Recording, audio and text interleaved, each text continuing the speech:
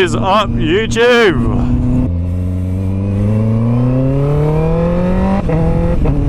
Today I'm going to be chatting about some beginner bikes for those that are getting into biking or getting back into biking. I'm going to split this up into two categories. One being inexperienced beginner, doesn't know anything about bikes, never ridden before, or just not very confident on a bike. The second being an experienced beginner, someone that's either ridden dirt bikes in the past or ridden in the past and they're getting back into it. I'm going to suggest 3 bikes for each category. I'm not going to suggest too many bikes or else I'm going to be here all day. I'm going to try to suggest some different ones, different engine configurations and stuff. Alright, so starting with the first category, that being inexperienced beginner, doesn't know anything about bikes, hasn't ridden bikes or just not very confident. First bike on the list I'm going to suggest is the Yamaha R3 and the naked version, the MT-03. Now this bike is a inline twin cylinder. The next bike on this list I'm going to suggest is the most popular beginner bike, the Kawasaki Ninja 400/500. I'm not going to go into too much details between the two. They're basically the same bike, just been refreshed.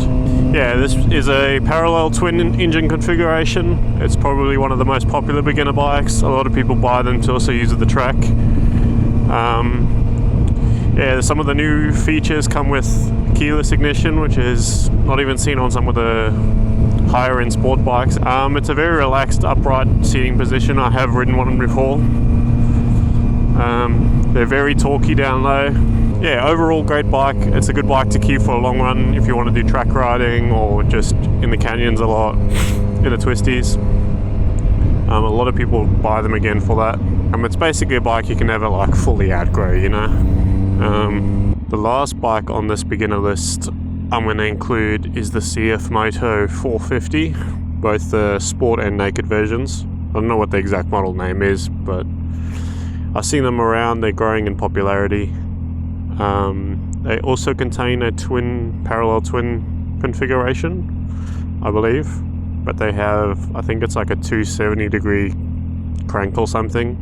Basically just slightly different firing order to the traditional flat plane one. It basically gives off a sound of a V configuration, so similar to like the Panigale V2 sound. Also, that probably has the most tech on this list compared to other bikes. It's got a massive TFT display. Very good if you're into tech, into a good sounding bike stock. Just overall great bike, to be honest. I have heard them in person. They sound pretty good. It's got a little bit more of a sporty riding position than the Ninja 400. Very light as well. Also mid 40s in horsepower range. I think it may even be pushing a little bit towards the higher end of those mid 40s. Yeah, so those bikes are basically just all of them are around the same horsepower, same weight. From bike to bike, it's going to depend on basically what you're trying to gain out of it, whether you want a sporty riding position, more tech. From my experience between the three, I believe they have very similar price ranges. So it's really going to come down to what features you really want out of the bike. They all have different features. I think the Yamaha has the least features out of all of them. But I think it's just going to come down to engine configuration, which one you're after. Are you wanting a parallel twin or a inline twin? Alright, so moving on to the experienced beginner class. This is going to be for riders that have either moved from the beginner class to something a little bit more power, a little bit heavier. It could also be for someone that is an experienced rider with either dirt bikes or someone that's rode in the past and wants to get back into it. Or it could just be something you're looking for, a track bike, or it could be all of the above. So starting off with the first bike I'm going to suggest is probably the most popular, probably most controversial bike.